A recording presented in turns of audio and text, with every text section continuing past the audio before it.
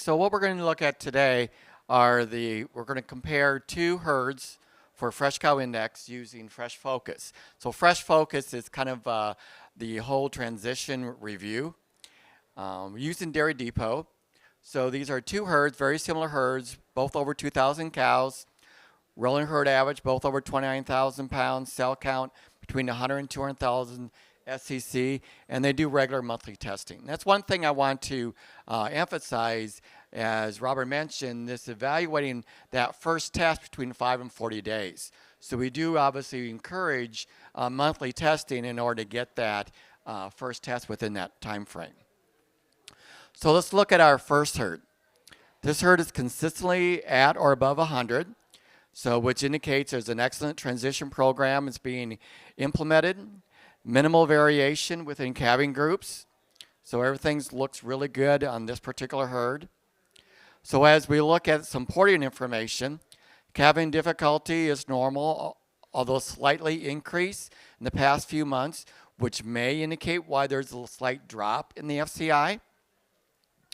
So low percentage of short or long gestation lengths, so everything looks good there. Our average FCI is 100 or greater for each month. Cell count data is good with low infection rate and high cure rate. By cure rate, what we're doing, we're looking at the last tests for cell count of the cow's prior lactation and then her first test.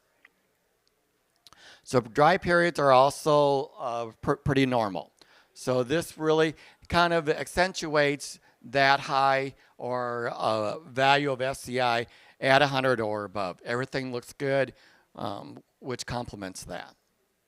So looking at some culling information, lactation 2 cows leaving the herd during the first 60 days are under 5%. Lactation 2 cows, the death rate is under 3% for the entire herd, is pretty low. So this information also complements that. So then let's look at this herd. So we're looking at lactation 2 here. On the first one is actually the third lactation. The herd is consistently below 100. Transition program is pretty much in question. And if you look at lactation 1, that's even worse. So we're trying to then kind of figure out, okay, what is unique about lactation 1? Well, I know this herd, and they are in expansion mode, and their lactation 1 cows are basically having to fight for bunk space with their older cows as well. So that's kind of why lactation 1 cows aren't performing as expected.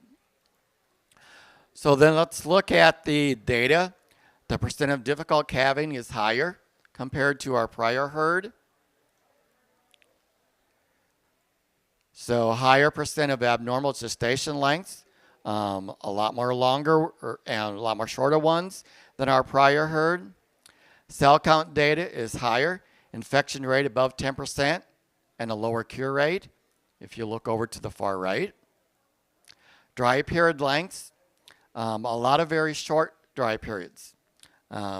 This herd thought they would try doing 60-day dry periods on those lactation 1 cows when they dry off, and lactation 2 and greater are doing a 45-day dry periods. So when they calve in as lactation 3, this may be the reason why their FCI is so much lower. They really did not have that sufficient number of dry time. So in the end result is an FCI value below 100, indicating underperformance. So this kind of is, this graph or this chart here kind of explains why or what some factors went into explaining why those low FCI values. All these things combined together just resulting in a low FCI value. So if we're looking at the culling information, lactation 1 cows leaving the herd during the first 60 days at sometimes are above 8% and higher percent died than our prior lactation or our prior herd. Lactation 2 cows are comparable, but as I mentioned, they are in expansion mode, so they are keeping cows around a little bit longer than what they may normally be culling. So let's look at this annual report comparison. Side by side, looking at our first herd and our second herd. So the predicted ECM in both herds are very similar. As we can tell that both these herds are very similar as far as production goes. So the herd 1 FCI score is 100. If you can see over looking there, they're all 100 or very close to it. FCI score for herd 2 is lower, definitely underperforming, and that herd lactation 1 group is way underperforming. As we saw in that graph earlier as well, lactation 1 is really struggling.